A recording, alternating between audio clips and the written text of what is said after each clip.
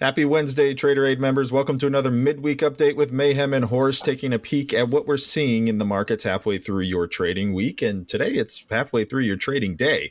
We're recording this a little bit earlier than normal here, so it should make for some pretty fun conversation. Mr. Mayhem, how's your Wednesday going so far? You know, it's pretty awesome. I'm really enjoying the craziness of the market action this week. You know, we asked several weeks ago to make volatility great again, and here we are. Well, that makes one of us. But I think that's what makes trading fun, though, and interesting. Like, everybody has different conditions they get excited about and they look for. Some people like these pullbacks for shopping opportunities for longer term things. You know, other people are swing trading on the short side. I'm sitting here scratching my head day trading like an idiot.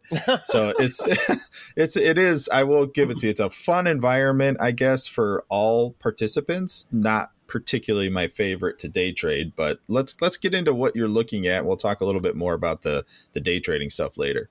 Sure. Yeah, my charts today are going to be mostly focused on intermarket dynamics and different types of factors that we're monitoring. But one thing I wanted to just discuss before we get into that is that the JOLTS data yesterday, it really did give the market a jolt. And the reason for that is we're seeing some reevaluation of expectations as to what the trajectory of the labor market and broader economy are. And we still have ISM services PMI coming up, which could further cause some more readjustment there if it comes in stronger than expected, pushing rates up and equities lower. But right now, you know, in the wake of yesterday's data and the reaction to it, the labor market showing that much strength, particularly in professional services. These are high-paying jobs. This is part of the area that the Fed really wanted to see more softening in the amount of job availability, and they're not. They got the opposite. They got a read where just professional services alone came in about 500,000 over expectations, and the total read was close to 1 million jobs over expectations. And so that gives us a sense that, no, the economy is not really slowing commensurate with Fed policy goals to subdue inflation, and I think that's one of the reasons we got that big push higher in rates and that sell down in equities. And I know it sounds crazy, but every once in a while, the macro can set the tone for the day trading environment as well. Absolutely. Very well said. Next up, let's just talk a little bit about what's going on in rates in general, because this is extraordinary. The 10-year is now at levels in its rates that we haven't seen since 2006, 2007, depending on the day of the week that you check. This is such a huge rise. I mean, remember, this thing was trading at 0.5% in 2020, and now it's approaching 5%. Wow. And it's not that unlikely that it gets there. We have a very big move happening, particularly on the long end. And if you think about it, like, Horace, would you want to lend the U.S. government money for 30 years at a lower rate than you would lend them for 30 days, 30 weeks, or 30 months? No. Exactly, right? So that premium that should exist on the long end, where it should have higher rates, where it should essentially be more expensive for the government to borrow for longer periods of time, it doesn't exist. And that's part of the reason we have that yield curve inversion, which we'll talk about a little bit, and we're starting to steepen out of it. But first, let's look at prior big rises in the 10-year yield. It doesn't mean that this time is going to look like prior times, but what it does mean is we have a heightened risk of something breaking. And underneath the surface, in debt markets, you do see increasing stress in some of these banks that are holding a lot of this stuff. There's been an increase in borrowing at the Bank Term Funding Program and at the discount window because a lot of this long duration that they're holding on their balance sheet is losing value. And so this is something that they have to account for, and often is the case that they're going to borrow in some of these facilities to try to redeploy capital, to try to make sure they have enough liquidity. But if these moves are happening as much and as quickly as they are, sometimes things can still get a little bit wobbly. Now, I will say one thing that may surprise folks is if something does break, I don't think we're going to get the sort of universal one-size-fits-all policy response like we got during COVID and the great financial crisis, unless it's really, really big. I think that the sort of piecemeal and almost surgical response that we get from the monetary side and from FDIC and Treasury, it's going to look a lot more like the Bank Term Funding Program and how some of these other wobbly banks were dealt with. That is, you know, take them into receivership, spin them down, find a buyer if you can, and don't just ease into the entire market. That may be the new playbook, one where the monetary policy response is different than what we're used to and more similar to what we saw in March, April of this year. So it means that that idea of the Fed pivot just over the horizon, which it's been just over the horizon for over a year now, but just over the horizon may not be exactly what we expect. Now let's talk yield curves. We were in the deepest inversion of this yield curve going back to the 1980s. We've steepened significantly and rapidly out of that. This yield curve was inverted by well over 100 basis points. Now we've gone flatter and flatter to negative 34 bips. The real thing to consider here, actually, for folks that are trying to understand more about what this means for the economy and the market, the depth and length of the inversion is something to concern yourself with, but only when we steepen into positivity. And that is to say, it's almost a little bit of a warning, but it only matters when we get into positivity. And the reason for that is you don't typically see a real recessionary environment emerge until the yield curves steepen back into positivity. That's where the pressure starts to ramp up. And often it's because there's a bear steepener. What's a bear steepener for folks out there that aren't trading fixed income? That's when the longer end of the yield curve is pushing up much more appreciably than the shorter end is dropping. So you have that steepening effect, and that means you've got your 10s and 20s and 30s most especially rising in rates much more rapidly, which they are. And that's exactly what's been driving this steepening into what may end up being a yield curve that is closer to flat and then eventually back up higher. So something to monitor out there, particularly given how fast the re-rating of the long end is happening. And it sure is fast, because this is the fastest rise in global median interest rates ever. And I think that that's something that we as investors and traders should be keeping an eye on, because I know there's a lot of folks, they've been telling me for over a year, now is the time to buy duration. Oh, bonds have gone down so much. This is it. This is the time to buy your 10s, 20s, and 30s and hope for capital appreciation. Remember, I'm saying capital appreciation. I'm not saying buy for the coupon or hold to maturity. That's a different conversation, although I'm not ready to do that either. The risk of trying to time the bottom in fixed income in this longer duration is that you can lose a lot of money, particularly if you're employing leverage.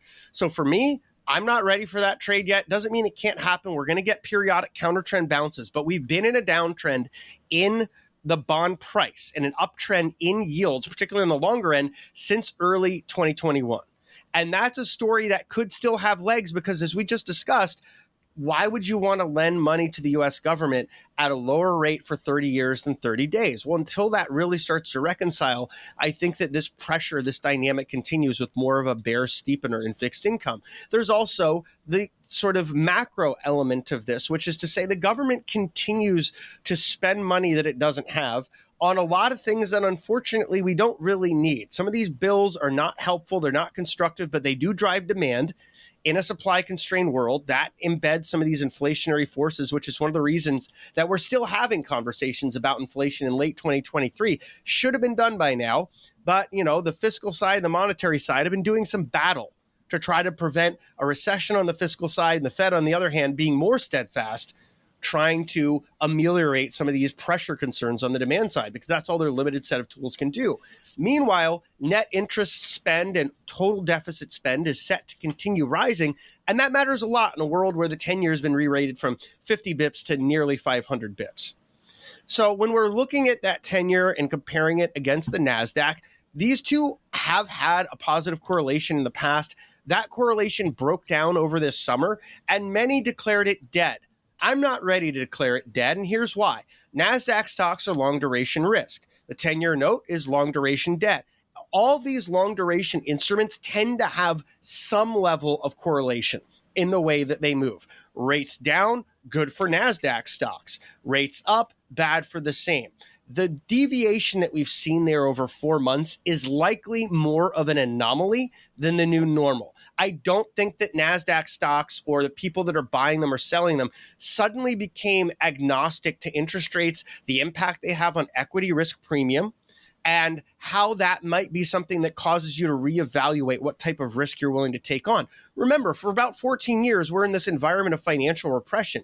Tina was the trade. There is no alternative. You have to buy stocks because you're not going to have any level of reasonable income or yield from fixed income, but also you're taking some capital risk given how much stimulus was in the system. It's fair to say that Tina trade is dying, even though rates have been surging higher. The great rotation theme that I began talking about a year ago, it's happening. There are huge flows into bonds and notes. Now, it's not my money. It's not horses' money, but some folks are really excited about this stuff, and they're buying it because it's the first time in over a decade that you've had yields this high. So it's attractive. What does that do to the stocks that are sort of competing for that same money? Well, that remains to be seen, but we're now starting to see the NASDAQ roll over a bit, and it's starting to become more correlated negatively with the way that rates are moving, which is most often the case. Another thing we saw yesterday, Horst, this was pretty alarming and also pretty fascinating. The amount of volume in XLU was the highest since the COVID crash. Wow. That's some flight to safety right there. People love to go to utilities and other defensives when the market's under a lot of pressure. We certainly saw that dynamic play out in spades. And in my mind, this is one indicator of an extreme. But we don't have enough yet to say the bottom is in. In fact, if anything, there's a mishmash of some saying exhaustion and others saying, we've got some more room to go on the fear side. So we're going to look over some of this stuff. And here's another. This is the Nicey McClellan oscillator looking at the New York Stock Exchange. Early signs of exhaustion. Right? We're down at negative 74.62. That doesn't mean the selling is done. Oversold can become more oversold, particularly in the context of a trend change. And yesterday we closed below a pretty key trend line on the S&P 500 and NASDAQ, suggesting that we may be experiencing a bit of that trend change environment. So if that's the case, this is just something to take a note of, that there's some level of potential exhaustion, but in the context of a potential trend change here, that may not be as relevant until we get deeper into those more meaningful levels of exhaustion. And what I mean is, here's a chart of the NASDAQ new highs versus new lows. We know the NASDAQ's been the leader of this market year to date, and we can see that there's been pretty significant selling. The most significant, in fact, in the last 3 days that we've seen since that banking crisis that we had earlier this year. Why is that important when the new lows versus new highs start to blow out that much? It means that there's a lot of stocks underneath the surface of the NASDAQ that are breaking down. And remember, it was really 7 NASDAQ stocks that helped to lead the S&P 500 and NASDAQ 100 higher. Underneath the surface, a lot of this growth in tech never really recovered from its 2021 highs. And so there's now this resumption of a broader downtrend in some of those more vulnerable shares as well, the even more risky long duration tech components. And in retail sentiment, there has been a bit of a washout. But again, in this theme of extremes to, that's just something interesting, this is not an extreme. Retail sentiment reached extremes of negativity during that banking washout. You can see that in March on the chart, as well as in October, September last year, and in December. We see a washout of bullish sentiment, but the pros are more neutral. If you look at investors' intelligence, we don't see that same level of angst there. So what this is telling me is more retail's not at the margins buying, but I don't think they're puking up all of their holdings either. These measures tend to only really show extremes. And so we're not there yet. Just another thing to bring into your notes for what we may be monitoring in the weeks ahead, particularly when the data prints this week. When we look at the New York Stock Exchange percent of stocks above their 20-day, it's quite low. Only 11% of these stocks, 11.39 to be accurate. And this is the lowest. Again, we're a little bit of a theme here, back to March when we had that banking crisis. So there is a lot of selling happening underneath the surface. There is a fair number of technical breakdowns. We look at the same chart, but a 50-day period. This is only 13% of stocks that are above their 50-day. This is actually worse than what we saw in March. It mirrors back what we saw in September, October of last year. And so you can say there is some exhaustion. There is a beat down happening underneath the surface that could lead to a counter trend pop. But I think that's the key word here. We may only see a counter trend pop with the real kind of seismic shifts that are happening underneath the surface as the market reevaluates the economy, inflation, the Fed, and earnings. And 4,200 is the key. When we're looking at the S&P 500 options complex, this is a level where the options players have built a pretty significant put wall. And you can see on the top of the chart, we are deep in negative gamma territory, negative 57.5 billion of negative gamma exposure by dealers, looking at about 10,000 options across the S&P 500 chain from the CBOE. And this was, according to Goldman Sachs, just about a week and a half ago, this was the deepest intraday level of negative gamma the market's ever seen. So by multiple measures, by multiple different observers, we are pretty deep in negative gamma territory. A lot of different models are saying this, which tells us one thing: volatility is likely to be increased, that the intraday price action that we see is likely to be more erratic, and that liquidity could pull back a little bit in that environment. This 4,200 level on SPX is also interesting to me because there is that coalescence near the 200-day moving average. And when you see that, to me, it really catches my attention. I know it catches your attention too, Horse. And when we look at these things and we see them both around the same levels, it's kind of like, that might be important. Yeah, that's that. For newer traders, sometimes you hear the word confluence thrown out quite a bit. And that's really what that word refers to. Do I have a level that has multiple important indicators stacked at it, whether it's options activity or key daily moving averages, like you mentioned, or trend lines? That's what you're looking for, in my opinion, for tradable moments or likely reactions in the market. Absolutely. Well said.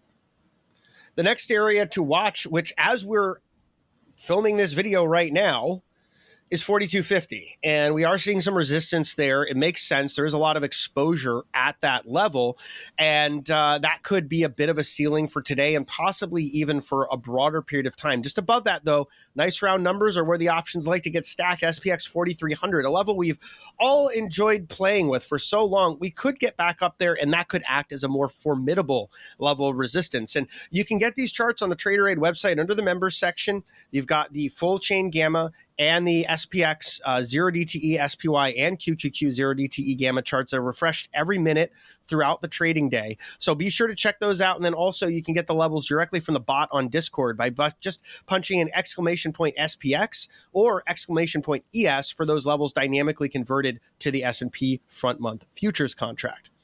And here's a chart showing just how deep in negative gamma territory our naive model calculates us at, with the flip at 4382. So that puts us pretty darn deep there. It's that green line at the very top of the chart.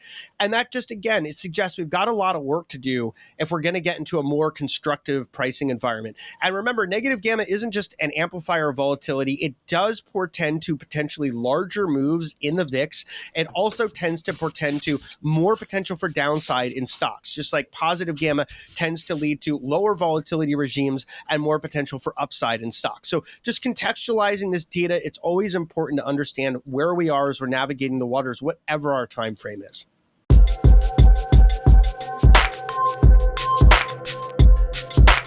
All right, starting first with the S&P 500, I have SPX daily candles up on the screen right now, and there's a few things to take a peek at here before we get a little bit more granular. We have this major supply and demand zone that it's really been the biggest pivot in the market, in my opinion.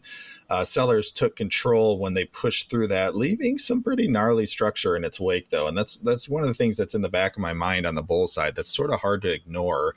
And why I think it can contribute to a pretty gnarly face rip upwards if we get a little bit of relief rally. I'd be looking for retesting right back towards the bottom of this zone at 4,300. I think it makes sense with the options that are there for the market to maybe take a peek.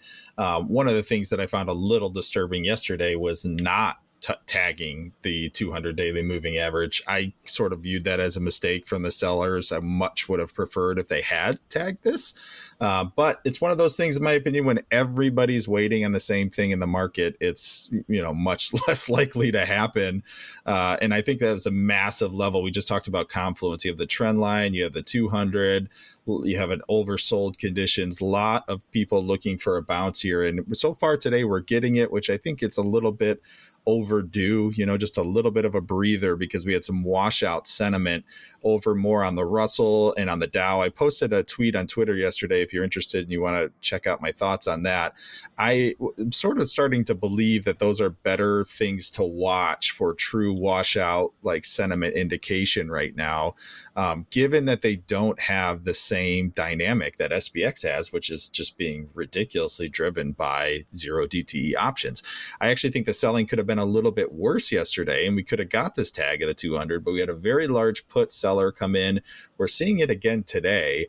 Very large put buyer up at 42.65, and they've been selling puts. So the larger players sold puts earlier today at 4,200, then they sold them again at 42.25. The combination of call buying and put selling, that's contributing to a little bit of this relief that we're getting here today, with ES drifting up towards 42.90 at the time of this recording. recording, but still a heavy lift, in my opinion, for buyers to really break through, because now the onus is on them to get through the supply and demand zone if they want to fill this gap and retest the 50. There's a lot of overhead pressure to get through. So really interesting spot for the market right now. In my opinion, it's a major crossroads. Same sort of situation here with my trusty old SPY model here. It did fire a couple by the dip signals for me. I mentioned in the Discord, the way that I play this, when we're underneath a key trend line and I get this signal, I wait. Just to be honest with everyone, even though this is my own work and I don't like to fade my own work, if I look at my own work historically, it's pretty good for swing trading conditions. My signals do tend to pay off. It just takes a little time with this particular one. I don't want to jump in until we're back above. For me, that would be around 425 on SPY. Above that, I think you have a good chance to come up in here, fill this gap, and continue on upwards. But this is patience time for me. I am just strictly day trading, and even then not doing a whole ton of that, just sort of trying to take it easy out here, because I don't really love these types of trading conditions. I think it's too violent. Liquidity is dicey at times during this, and it's just a good time to get run over. So patience pays. I'm going to wait. I don't want to be a hero to buy, even though I have a couple signals saying, hey, market's ridiculously oversold, you should probably buy. I'd rather wait just a little bit more to make sure that I am, on the right side of price if we are to get a true bounce from here. You can see the same thing over on SPX. This is the TraderAid VIX 3-month model. Finally caught itself a decent short here. This thing had struggled. And just so people know, I do take long, short trades on this model in a separate portfolio. This was an absolutely aggravating period in time for me. I was a little bit grumpy about swing trading up here because this thing kept going back and forth. We finally caught a good one here. I'm looking now to see if we get a reversal from this. So I'll post in the Discord if we get it. But in the meantime, the TraderAid VIX model is still short, and I guess I can't blame it for being so. So let's zoom in a little bit more to round this thing out. The first thing on this chart, this is a range chart for ES. These are 1-hour candlesticks. The first thing to notice is the incredible amount of relative volume. So the market is active right now. A move is trying to be made. The larger players are positioning. This is part of what I was ranting about in the Discord yesterday, is while the big players are doing what they have to do, one of the best things retail can often do is stay out of the way, because they don't care a whole lot about our cran lines and all the things we look at. There's much bigger forces at play right now with some of the larger participants, which is why I think it's a good reason to take things easy. One of the things I'm looking for, and at the time of this recording, we are right now up in this low volume node. So the chart hasn't updated yet, but we're about halfway back of yesterday's sell-off. So it's an interesting spot to look to see if ES can come up here and tag 4,300.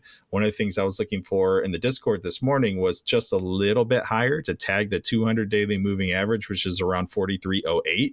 Be looking for a re-offer. So we had a little bit of overlapping value here, a balance zone for the market. One of the first things in this scenario that I look for is not a straight rip right through it, but first to look for the re-offer, to see if sellers step in back at the 200 daily moving average and say, no, that was cute, but we're going back down.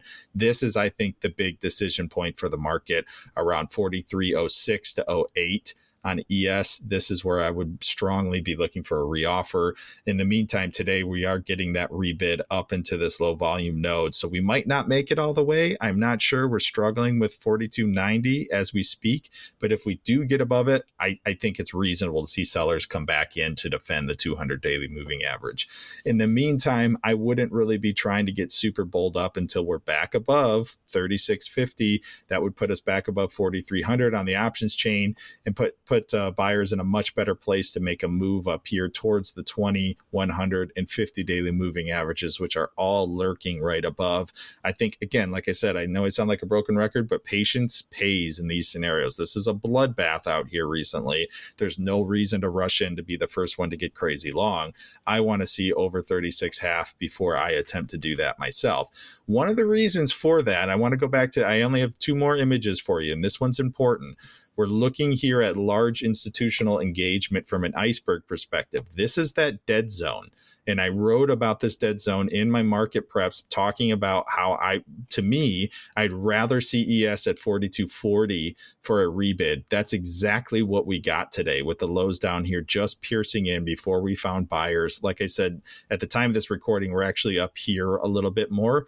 But this is so far so good. I'm cautiously long in some positions here, because this is what I wanted to see, a defense of this large area of institutional engagement. This is all the positioning that was done prior to this year's breakout that led us way up, trading way up in here and trying to establish a new home. So we have to take this low volume node seriously. If the market is saying, no, we're not interested in lower prices again, we already battled that out, we want to go back to where prices were.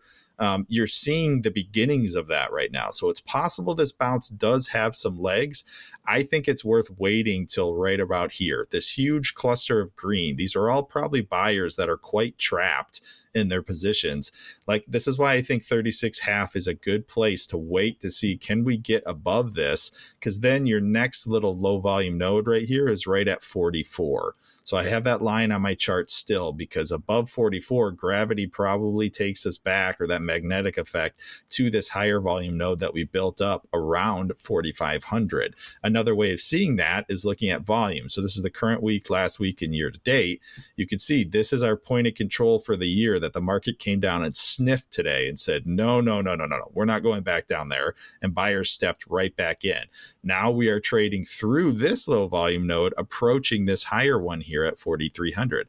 So you can see why I want to wait to get crazy bullish until above 36. We have this shelf right here. We have last week's point of control, and we have this low volume node again. The first battle here, the buyers lost through this low volume node. You can see it right here. They lost this battle. If they get back through, I think they're going to win the battle. And I would want to be on the side of the buyers for a trip back up to where this trend line probably ends, somewhere out in here.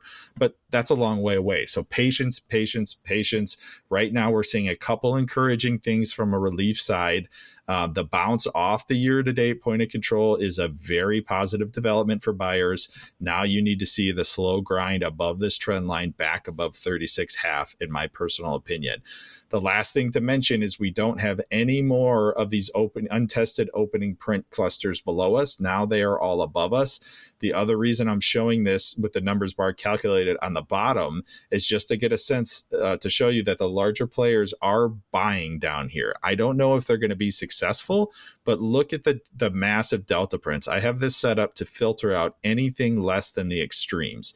So the red prints are extreme selling, blue prints are extreme buying from a delta perspective. There's a blue right here as well today.